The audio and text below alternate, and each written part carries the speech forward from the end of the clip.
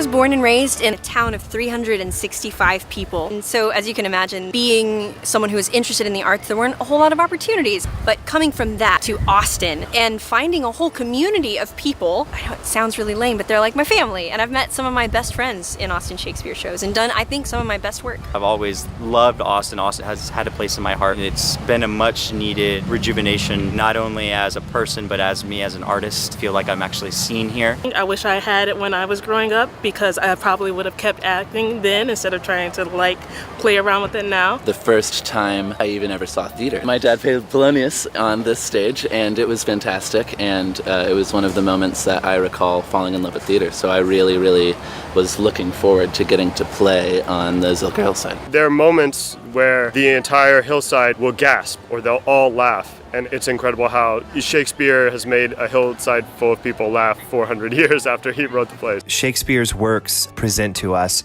a breadth of human experience, which, though it is 400 years old, maps onto today's experience in very many ways, in all but the superficial ways. They reveal to us an insistent striving in the face of diverse and extraordinary hardships. And Shakespeare's not the only place you'll find that, but it's the richest treasure trove that I think we have.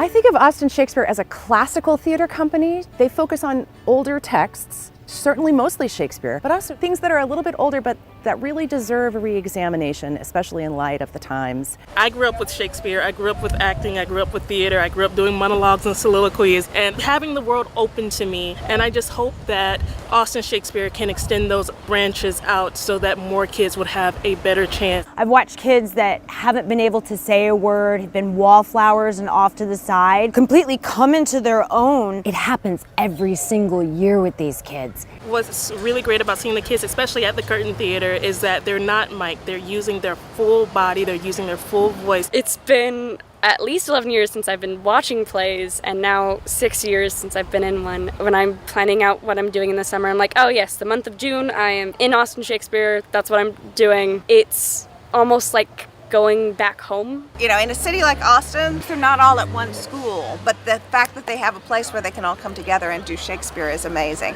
And then we benefit because we get to watch it. We do an informants every time we do a show, and we bring in kids from different high schools, I think junior high through high school. We do sort of a truncated version of whatever show we're doing, and then afterward they get to talk to us and ask us questions and sort of express what they felt during the show. You watch the light bulb go off of some of them discovering that they really enjoy theater, or some of them a concept making sense to them for the first time. I don't know what could possibly be more valuable than providing funding for programs that go into the school and give kids a chance to understand words in a way they haven't before.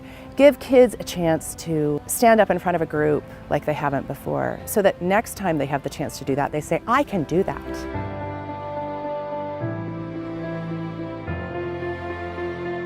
One of the really nice things about the Rollins is I've seen so many different configurations. You've done it in a thrust style, you've done it with the audience on both sides. The Pinter was in the round, wasn't it? Sometimes people look at the arts as something, well, if we have time, well, if we have some extra money left over this month.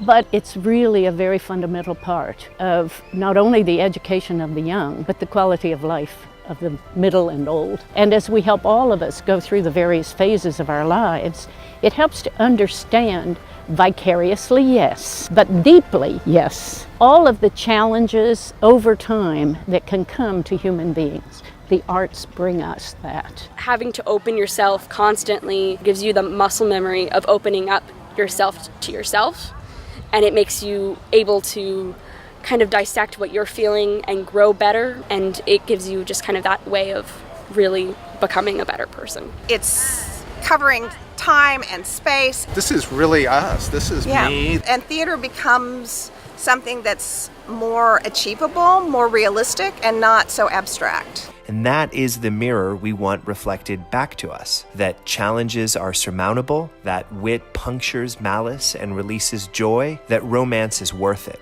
They carry us through grief, they carry us into the understanding of others, whether we like them or not. That offers something that is fundamental, not marginal contribution to the community of Austin.